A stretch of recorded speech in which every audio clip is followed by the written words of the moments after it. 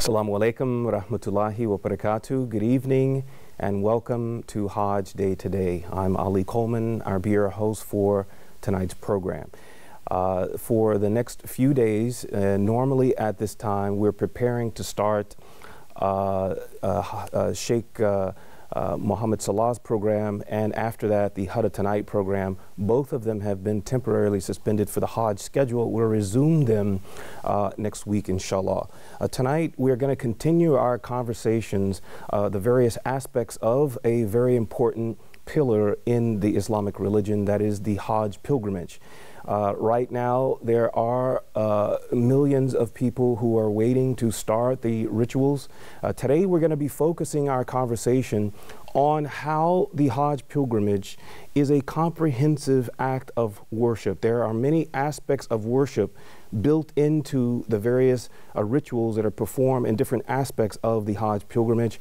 We're joined by Brother Idris Sirat. Assalamu alaikum and welcome, Brother Idris. Wa alaikum salam wa rahmatullahi wa barakatuh. Nice to see you. Lightning does strike twice. Yeah, apparently so. We're also joined by Brother Mustafa Yosef. Assalamu alaikum and welcome. Wa alaikum salam wa barakatuh. Thank you very much for inviting me. Yeah, it hasn't been too long since you were with us. No, it was actually, yeah, it hasn't been too long now, like few weeks ago. Well, it's nice to see you with us in this hard setting. We hope, inshallah, that you and all Muslims can have the privilege of performing Hajj. I hope so. I hope so.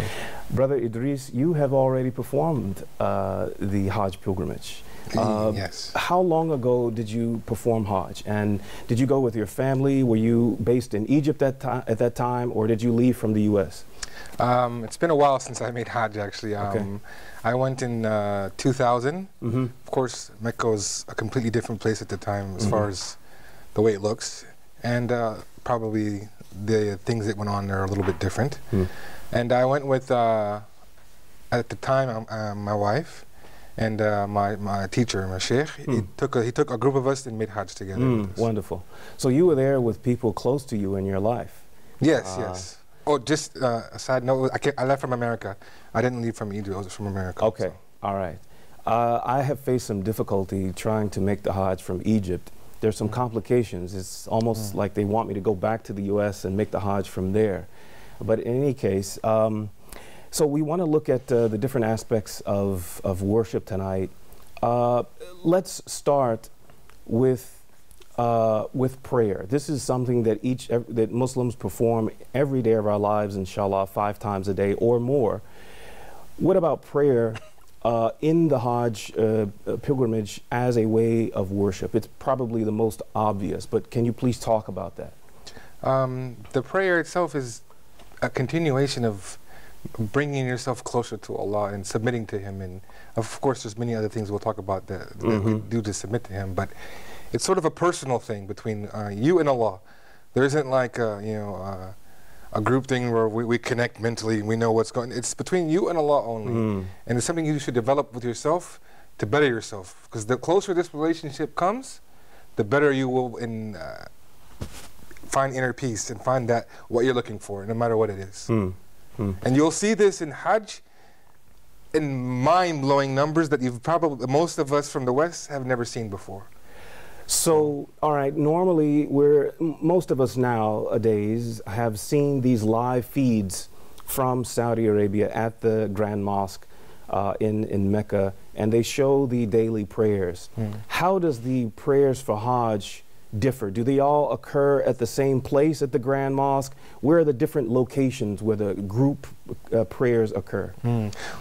For me, like I said, it was back in 2000 when I went, so I don't know if it's changed since then, but when I was there, we all prayed together, and the different thing that was then, I don't know if it still is this way, was that they didn't have, I don't know if it's a good thing or bad thing, but it was so hectic that you didn't have an area for women and an area for men.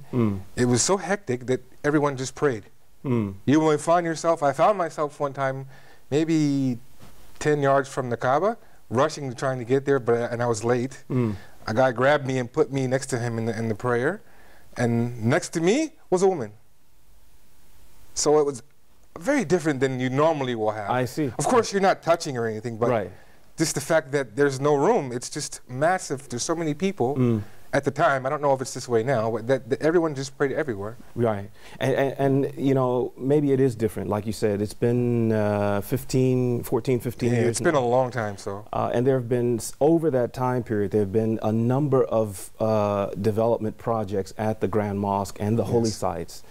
And we want to also update the viewers that we saw yesterday, just a quick side note, that King Salman has agreed to compensate the families of those who passed away or were injured in this crane incident that happened last week. It works out to be about $240,000 for each to the families of those who lost someone, and about $130,000 for those who suffered injuries. In addition, those who were injured and cannot perform the Hajj this year, King Salman will, at his expense, invite them back next year to perform the Hajj. Just a quick update on something that captured our attention, and we're very sad to hear about. Brother Mustafa, we want to bring you into the conversation. We've been talking about the different areas that we pray in. What about the sacrifice? There are a few times during the Islamic calendar that we hear about sacrifice. Can you talk about this? When does it occur? What does it signify? First of all, I'd like just to highlight the, the importance and the significance of this gathering, this huge gathering. If you allow me before we carry on and talk about sacrifice, is that I believe that actually as Muslims we should be proud of Hajj, because there is no other religion that can, gather this huge number of people, as brother has just said, that probably because of this, the place is so hectic that you cannot even, you can hardly find a place to pray in. That's like millions of people gathering together for one cause, for one reason, just for Allah subhanahu wa ta'ala. There is no other religion that has this huge number of people, brought all together, and not just, just being together, but also acting in a very, civilized way, as well as, of course, there are some incidents that happen, but at the end of the day, like millions of people gathered together just for one cause and for one reason. Then moving to the point of sacrifice, actually, the point of sacrifice started like with the story of Abraham, peace be upon him, when he went with his family to Mecca for going there, just and Allah subhanahu wa ta'ala asked him to sacrifice his son for Allah subhanahu wa ta'ala. So he decided actually to obey Allah subhanahu wa ta'ala. This is what he saw in his during sleep, and Allah subhanahu wa ta'ala ordered him to kill his own son. This is actually an act of a sacrifice that probably any one of us as a human wouldn't be able to do it. It's probably easier to sacrifice oneself, rather than like one son or daughter. The love that you have for something, and Allah subhanahu wa ta'ala asked him to sacrifice all of that. And a long-awaited son at that. Yes, exactly. And he waited actually for this son for a long time. He spent without this son, and then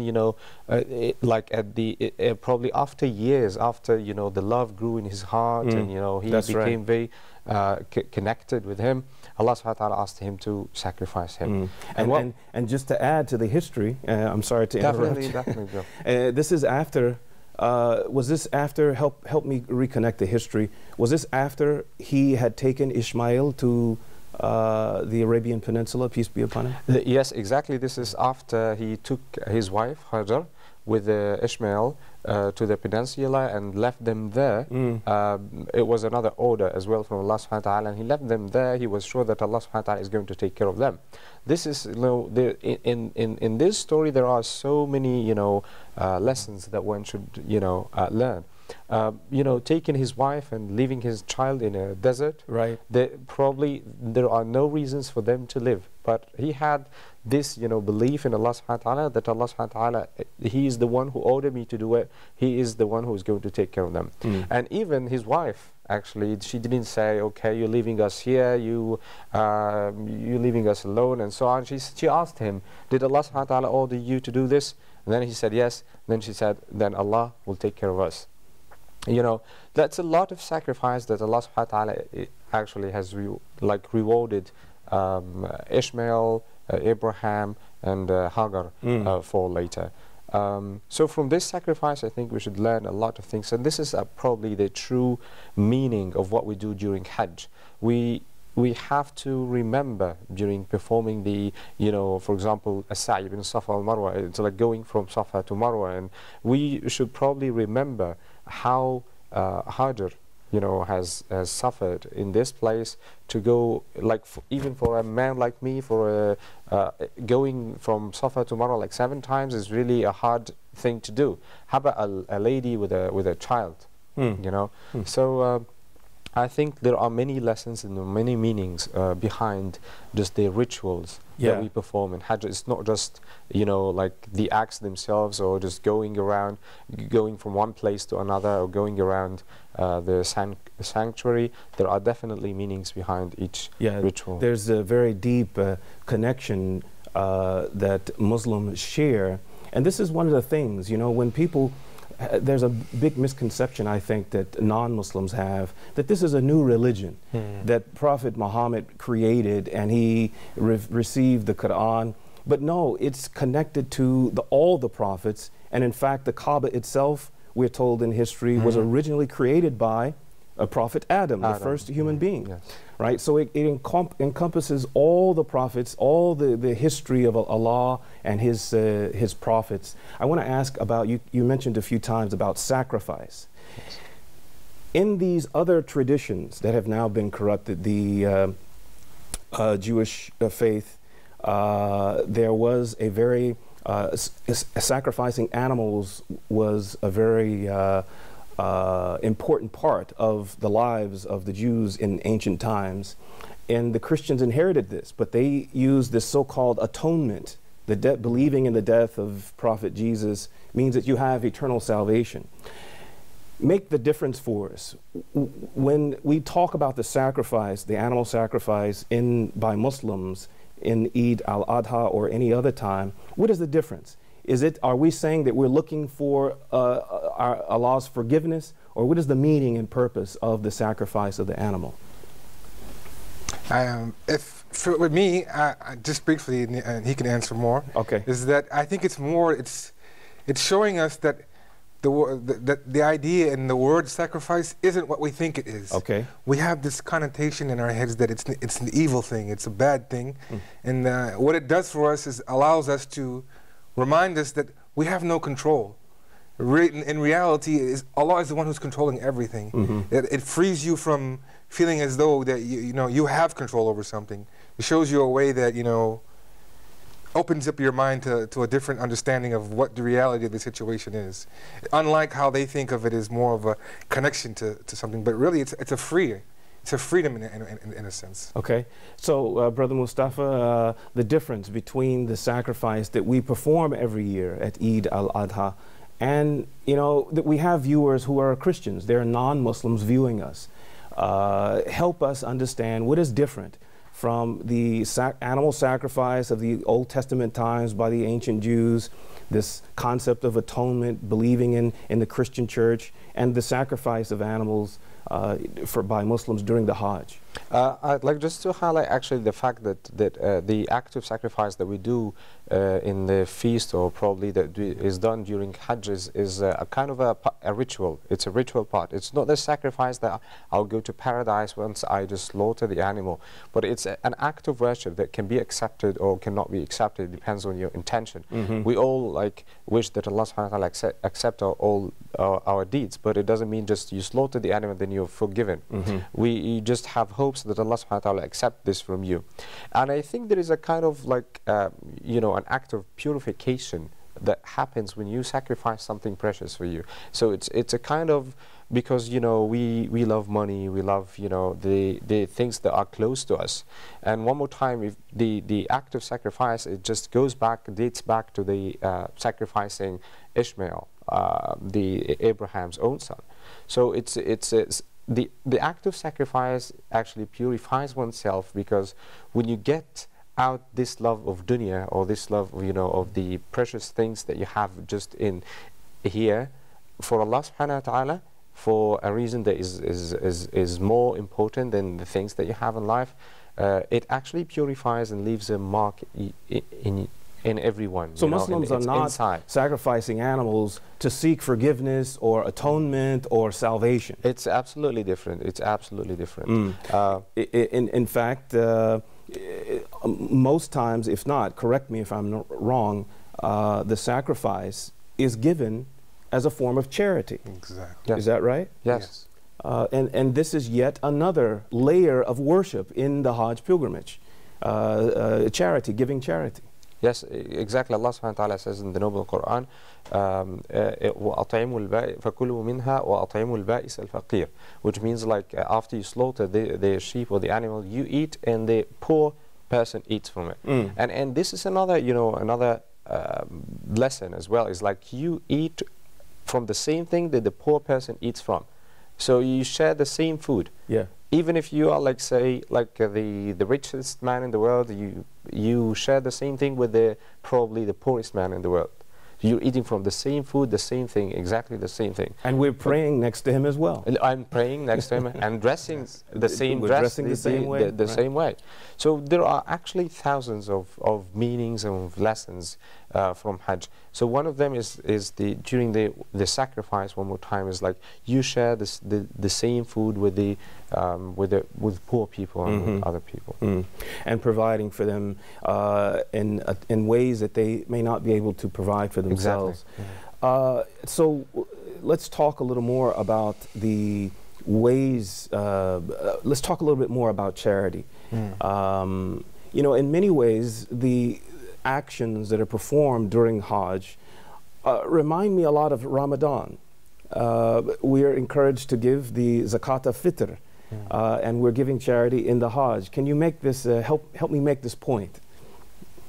I think that another point that is often you'll find in Hajj is that after this freeing up of yourself, Allah shows you that it opens up your humanity, so that it makes giving easier for you. Because you have to remember, Hajj is a changing point of view. Yeah, it's supposed to be like a match to start a better future. So doing this and being able to give this charity will make it easier for you, because we have to admit, as human beings, naturally giving isn't usually an easy thing for most people. We don't necessarily sometimes don't give because we don't want to. It's just in our nature.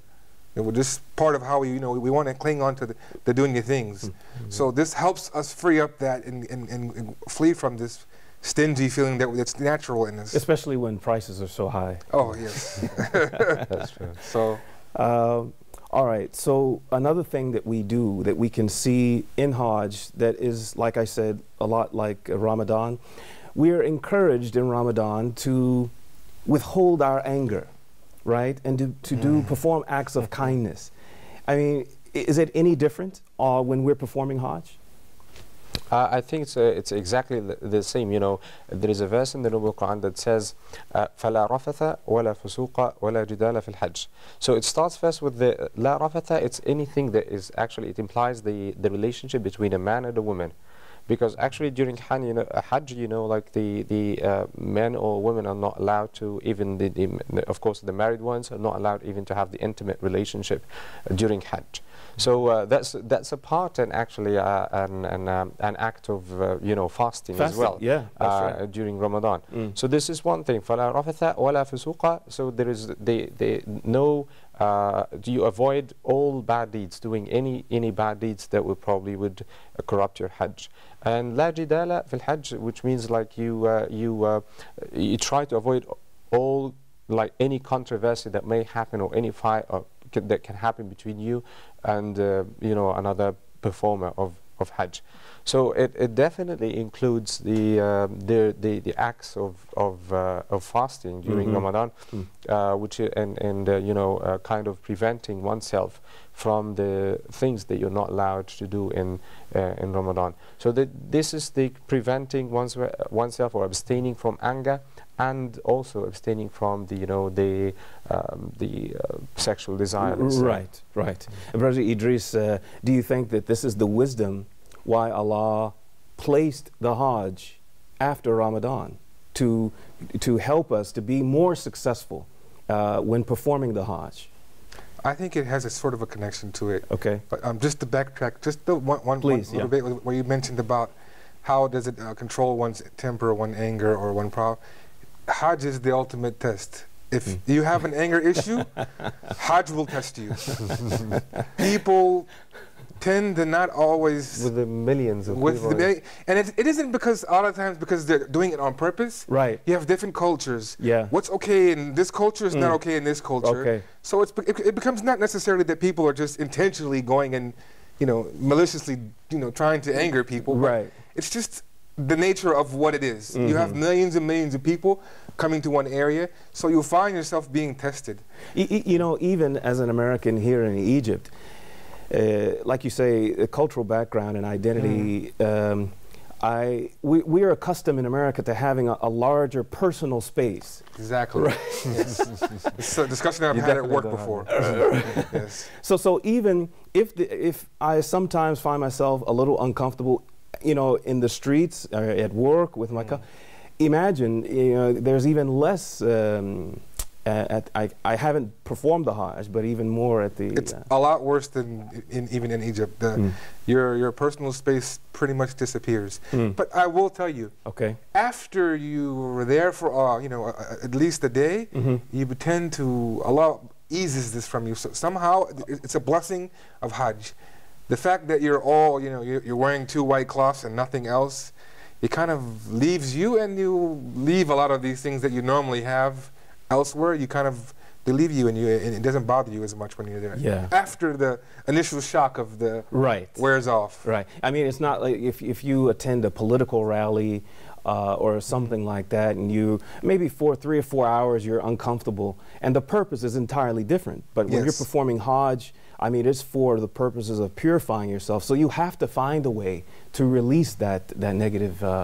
What about the interactions that we have in terms of conversations? I imagine that, I hear often that the Hajjis are advised not to even open controversial political subjects. There are lots of things that are impacting the Muslim Ummah right now. But I imagine, it's better to... When you're on Hajj, you have to remember why you're there. Yeah. Your intentions are the number one thing that you have to control. Why are you there? If you're there to worship and get closer to Allah, do this. And everything else that's away from it, it's not the time for that. Hajj is a small window. You have plenty of time to go home and discuss whatever you want to discuss with people. Right. But during Hajj, it's like sort of like fasting. Hajj is for Allah. The way fasting is for Allah alone. It isn't for, any other purpose except for you to come close to Allah. You've performed, as you said, the Hajj several years ago. To help us appreciate your feelings, what were you going through from the time that you got your ticket, when you were flying over, after you landed? What kind of experiences and feelings and thoughts were you having?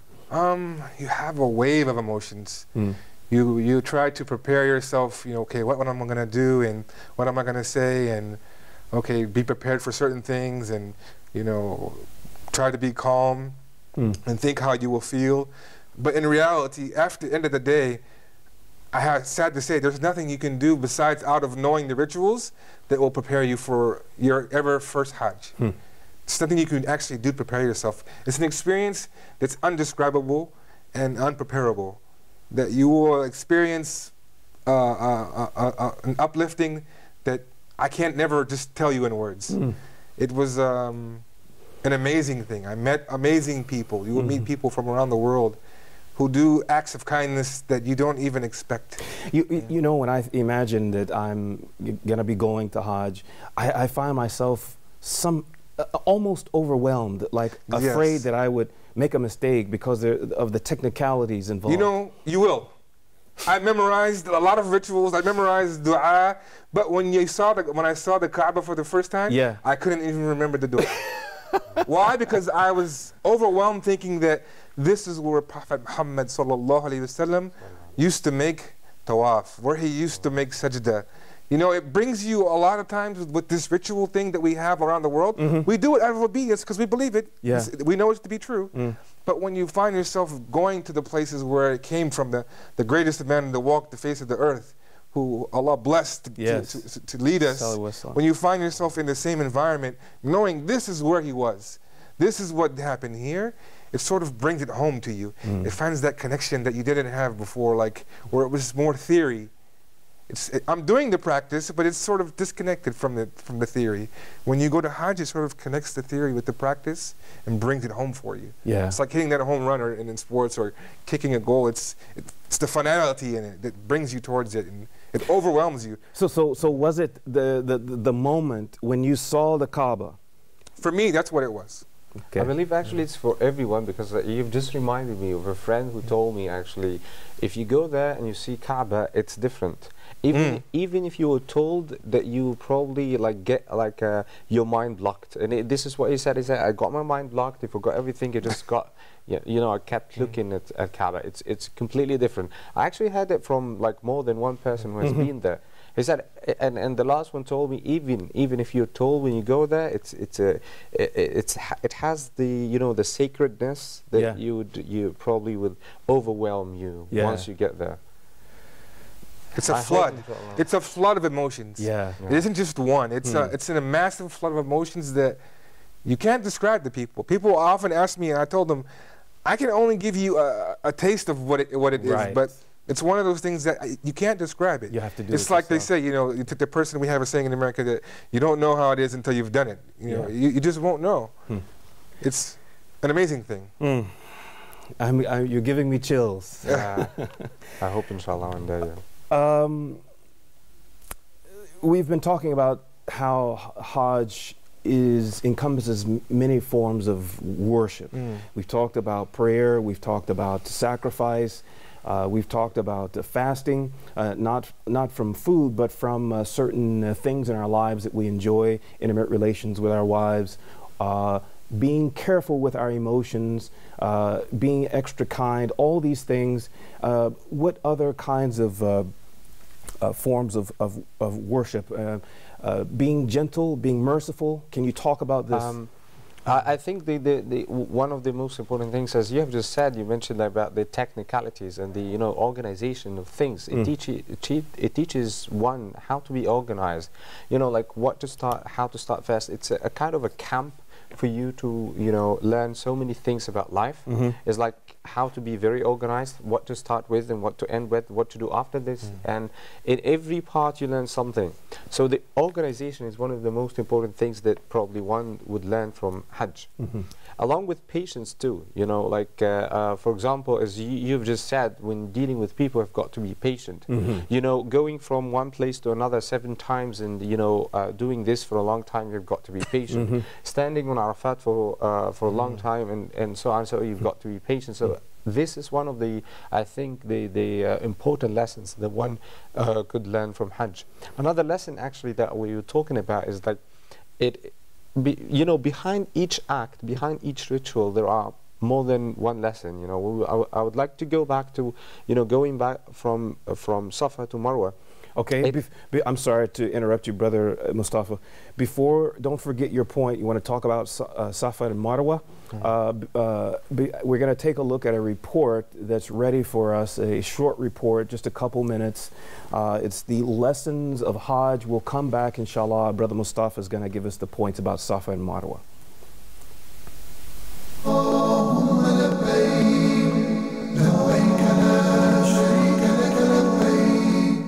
The journey of Hajj actually has many lessons. Amongst these lessons is the greatest and first and foremost recognition of the oneness of Allah Azza wa Jal. This is to recognize that none other than Allah is to be recognized as the Lord of the universe, the creator, the maintainer, the sustainer, the provider, the giver of life, the taker of life, the one who deserves our recognition in all of his attributes and lordship. And it also brings us into recognition that none other than Allah is deserving of worship. The one who created me and provides for me and continues to sustain my life and further guides me is the one who deserves my worship and adoration. And none other than he who possesses these attributes of lordship is to be given this right of worship. It also displays clearly that to Allah belongs the most unique names and the most beautiful names and the most perfect attributes and qualities. And He alone knows His essence, and He alone reveals to us about Himself, His names and His attributes. And it also teaches us, Hajj teaches us to remember this vivid experience of the return to Allah when the pilgrim wears these two pieces of cloth and recognizes that they are responding to the call of Allah. There will come a time when the human will respond to the call of Allah, which is death, and they'll be taken from this life, and then they'll be put in this grave and they'll be questioned. And this is where the believer reminds themselves during this time of Hajj that this is really the essence of Hajj, a comeback to Allah. And in further the many lessons which should be reminded is the unity that the Muslims need in these times, in many times, and the solidarity, but on the condition that this unity and this solidarity is upon the book of Allah, the Quran, and the Sunnah of the Prophet Muhammad sallallahu alaihi wasallam, according to the understanding of the early righteous predecessors who were the most to understand the message, because they were directly related to the Prophet's era and closer to what Allah Azza wa Jal or when Allah revealed this to the Prophet and understood it properly from the Prophet himself sallallahu alaihi wasallam. لبيك اللهم لبيك لبيك لا شريك لك لبيك. Assalamu alaikum. Welcome back to Hajj Day Today. That was a short a conversation with Dr. Omar Al-Jahani. We hope you appreciated that. Before we continue with Brother Mustafa, he wants to give us a point about the journey 7 times between the two mounts, Safa and Marwa. We have a telephone call from a brother from the United States, Sheikh Zaid Ansari. He's a senior consultant at a organization called Balanced Middle Path Solutions. Assalamu alaikum to you, Sheikh. Welcome to Hajj Day Today. Alaikum salam wa rahmatullahi wa barakatuh. Thank you for calling in, Sheikh. We're talking about how Hajj incorporates many different acts of worship. Can you please elaborate? Yes. Sheikh, did you catch the question? Yes, I did. Okay. So, Bismillah, walhamdulillah, wassalatu wassalam ala rasulillah, wa ala alihi wa ashabihi ajma'in. The question that you posed is really, the peak of the matter, Afi, in that Allah has designed this wonderful religion, and the organization of the pillars that culminate in Hajj, that it really causes us to think not just about the fit of Hajj and the requirements to have the proper nidam and the tartib and all of this, but it also makes us reflect upon what we should do. And when we go to Hajj, it just begins us in the process of making our life reflect upon all of the things in Islam that is required inside of the Hajj and out of the Hajj. But I think more importantly for those who judge, they should lead with the reflection of what has been reinforced for them to do when they return to their countries and their homes, because of the comprehensiveness what Allah, has ordered for us to do in the Hajj, starting with, when we leave the miqat of the different points of arrival. The Hujjaj says, Labayk, I'm here for service. I'm here to obey your call. And that's just not the fiqh Hajj. That's the internal dimensions as well.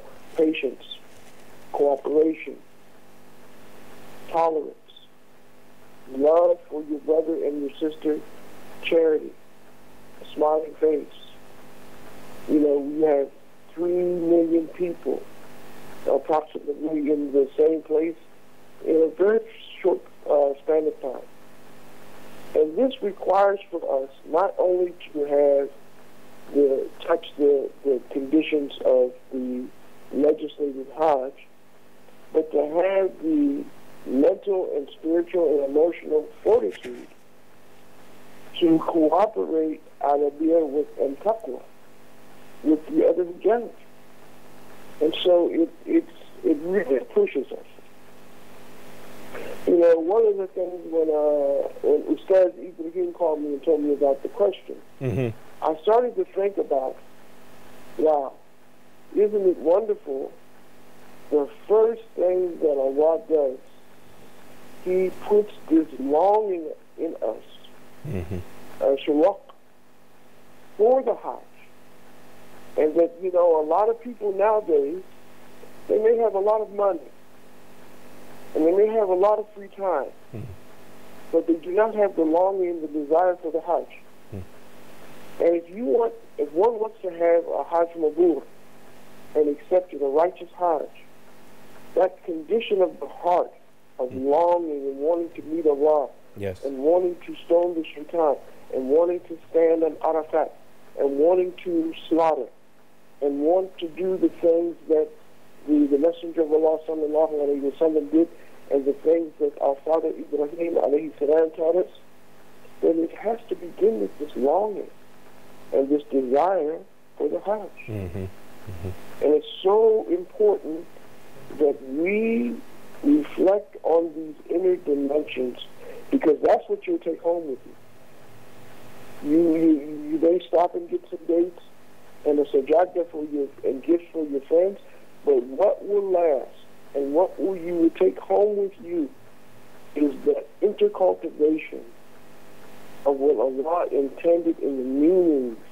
of each one of these things that we experience on the Hajj and the different types of ibadah and Allah respects. All right. Sheikh, thank you so much for taking the time to sit with us and look at the importance in terms of Hajj in terms of worship. We will say salam alaikum to you. Again, thank you for calling to join us. This is Sheikh Zaid Ansari from the United States. He is a senior consultant of Balanced Middle Path Solutions. We will continue, and we appreciate his contributions. He helped us remember that we're going, earlier this week we talked in another segment, one brother described it as a school to learn, to deepen our faith, to learn more about the principles of Islam, and to learn these things of tolerance and peace and love, and go back and show the people, what we've learned to help build up the ummah. Brother Mustafa. Yes. Actually, we were talking about the idea of one more time, the journey between Safa and Marwa, the two mountains. And actually, you call it in Arabic sa'i. And actually, the word in Arabic implies two meanings. It means like you can, to walk from one place to another a bit fast. And it also implies the meaning of work, or taking, the reasons and working hard. And actually, there is a kind of a relationship between both of them, because this is what actually Hajar in the first place did. She actually tried to, look at the reasons, and she worked to find water for her son. That's right. That was the reason why she went from this mountain to the other mountain, thinking that she would find a source of water there, and then she went back to the other mountain, and then she didn't give up for a long time, just working hard and doing her best to find water for her son. this also reminds us later, you know, it's an act of worship, but it reminds us how hard we should work in life, and how, you know, like we should think of our work in life as a part of, you know, something that can bring you closer to Allah subhanahu wa ta'ala, and something that you can probably be rewarded for. So this sa'i between Safa and Marwa, it actually is another act of reminding you that you should work hard. And actually there is a hadith, I can't remember exactly the words, but I can tell the meaning. It says, "Is'aw fa inna Allah kataba alaykum sa'i," which means like work because Allah subhanahu wa ta'ala has obliged you to work. So when you do what Allah subhanahu wa ta'ala has asked you to do, you're rewarded for it. And one more time in this hadith, the word sa'i is mentioned, and in you know, like the ritual itself, it's called sa'i bayna Safa wal Marwa. So it actually implies the two meanings. This is another thing which is hard work, or take the reasons and work hard. So organization, patience, and I think hard work is three lessons that we learn from Hajj. And if I'm allowed to say just another thing, would be finally the modesty. And this is a very important lesson that we learn. You know, one more time, we're talking about dressing the same thing as Sheikh has just said, and how you dress exactly the same thing that probably, you know, a rich man dresses, a billionaire dresses, the poor person dresses the same thing. You know, and it also reminds us of the, you know, the probably death and other things. There are so many lessons that actually in fact just earlier this week I heard Sheikh Mohammed Salah of Huda TV. He was talking about the garments, the unstitched garments that we wear. He said it's like, I really appreciated this, when we're born we're received in a very simple garment, and you know, we're given to our mothers in that fashion. And in the same way, when we die, he said, you know, it's not going to be a suit or it's just going to be a simple covering. And so when we perform Hajj, and the Dr. Omar in the report, he said this is coming back to Allah, that eventually all of us at one time or another are going to be called back to Allah at the end of our lives. Just to add one or two things about what both of you are saying, they're both connected, is that he mentioned the sa'i, and how this is probably not the only, but one of the greatest demonstrations of what we call tawakkul. Tawakkul. You know, where a person knows that Allah is going to help you, but they do their part at the same time. They don't just say, okay, Allah's going to help me, help me. You know, they do, okay, you know what, Allah will help me, but I have to do something too. And He will help me in a way that I don't know.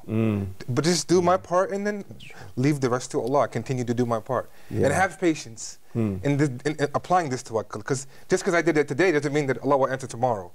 He has a timing of His own to answer whatever it is the need for at the time to be. And in the case of Rajab, it was 7 times. So for her, it didn't happen the first time.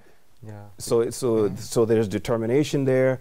There's a long suffering, and it wasn't until there was a spiritual intervention by angel. Was it Jibreel that stopped her from looking?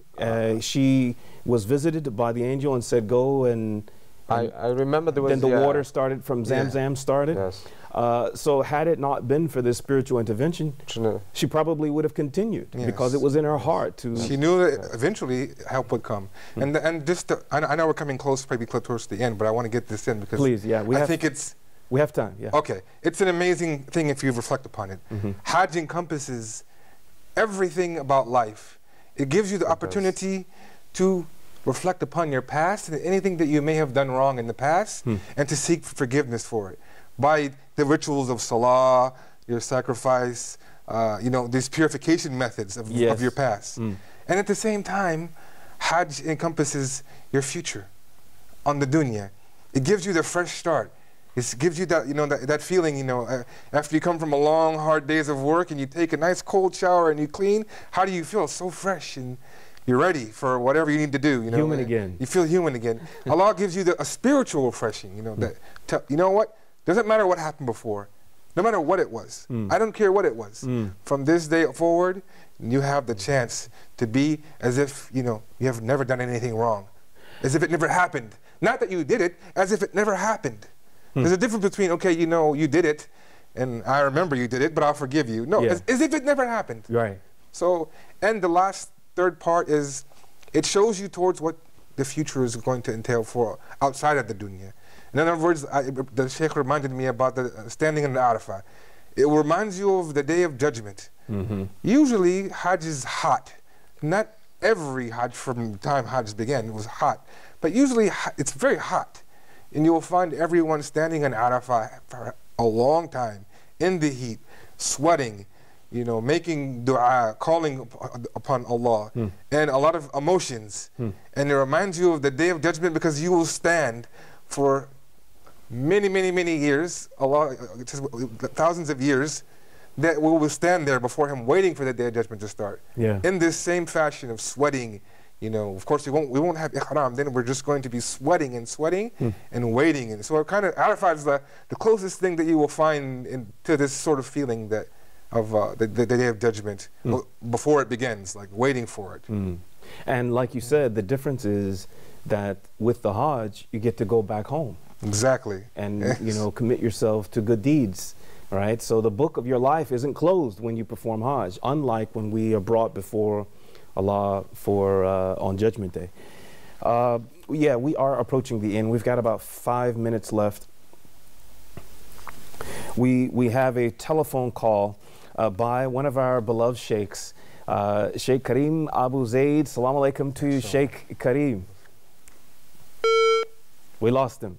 Oh, subhanallah. Inshallah, before the program ends, like I said, about 5 minutes, we'll reconnect with him. And here we look forward to listening to what Sheikh has to say. Brother, we've talked about, there's the concept of jihad I wanted to bring up as well. How can we liken the Hajj pilgrimage and the rituals to jihad? Okay, actually, before I just answer your question, I'd like to thank you very much for the episode today, because this is for the first time I have just contemplated the meanings and the, you know, the representations of Hajj. Okay. That sorry, they're telling me we've got just 1 minute left, but go ahead. So actually, I'd like just to probably conclude with this. This is the first time I've just thought about the reasons, and I'm inviting every Muslim to just think about the reasons behind every ritual in Hajj and the lessons, the real lessons that we learn from Hajj. It's not just the rituals that we do, and we do it because it's a pillar of Islam. Yes, it's the pillar of Islam, and you have to do it. It's obligatory. But think about the lessons behind each thing you do, each move you make. You know, one more time, this is for the first time I've just tried, like, probably to comprehend or grasp the, you know, the meanings of Hajj and the different rituals that I'm even like all hopes I'm probably that one day inshallah I will. So right now you're having a moment of enlightenment. Yes. Wow, yes, great. It is true. So this encourages us, I mean, the importance and value of this program and the discussion. As communicated by one of our guests. Brother Idris, we want to close with you. We got about a half a minute left. Okay. If you had a chance to perform again, I hope. I'm not sure what I want to ask you. I just want to know your expectations would be different. Your focus would be different. What would be different? I think my focus would be probably more than the first time, because the first time is more of an overwhelming. Yeah. You try to contain your emotions. Yeah. But I'm telling you, there is no containment. It's like, it's even more than the mother who has her first child. And you can see the joy of a mother who has her first child. Right. Going to Hajj is more than this. It's an emotion that's greater than any emotion that you can describe in any other kind of relation. And the last thing I would say was that if you have the ability to make Hajj, don't wait. Don't say, oh, I'll have this. Nothing is more important if you have the ability to make it. All right. Do it. Do it as quickly as we can. Yes. Because we don't know when Allah's going to end our lives. Also, yes. Right? Okay, Brother Idris Sarat and Brother Mustafa Yusuf, thank you both so much for being with us. You're welcome. Thank you very much for this episode. Thank you. All right. Dear viewer, we've reached the end of today's program, Hajj Day Today. Thank you so much. We hope it was beneficial, inshallah. May Allah subhanahu wa ta'ala give us the benefits of giving the time to this program on the Day of Judgment, inshallah. Thank you again for tuning in. We hope, inshallah, to continue the program in the days to come. Assalamu alaikum wa rahmatullahi wa barakatuh. لبيك اللهم لبيك لبيك لا شريك لك لبيك إن الحمد والنعمة لك والملك لا شريك لك لبيك اللهم لبيك لبيك لا شريك لك لبيك إن الحمد والنعمة لك والملك لا شريك لك لبيك اللهم لبيك لبيك لا شريك لك لبيك إن الحمد والنعمة لك والملك لا شريك لك لبيك اللهم لبيك لبيك لا شريك لك لبيك إن الحمد والنعمة لك